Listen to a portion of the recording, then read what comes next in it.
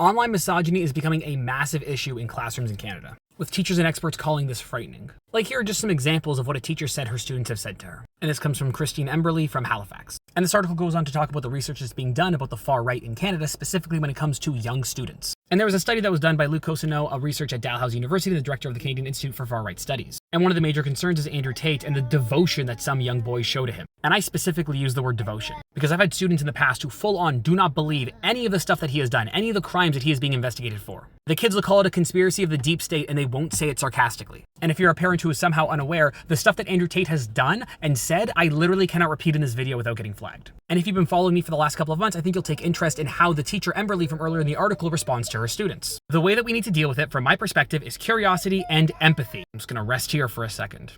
She said that shame is going to make somebody double down on that belief. They need guidance. They need someone who is offering an attractive or palatable alternative to what they've been consuming online. And they also talked to somebody from OISE for this article. This is how teachers have been trained. There is research that shows that the best way to reach these young students is through empathy, is through understanding, is through listening to them and showing them a better way. Depending on the severity of the comment, obviously consequences can escalate, because a lot of students will adjust their behavior with a single intervention. I had one student a few years ago who was really into like the alternative health space, ice cold baths and stuff like that. One time he was criticizing another teacher, and I let my students vent, and he almost called a teacher a B word. He caught himself. I glared at him.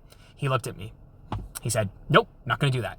And he never did it again. And he never made comments like that ever again. Did I take issue with some of the other stuff that he did and said? Yeah, sure. But he realized that he almost made a harmful comment. He caught it. He knew better. And he saw that I was going to call him out on it, and he corrected himself. I didn't beat him down over it.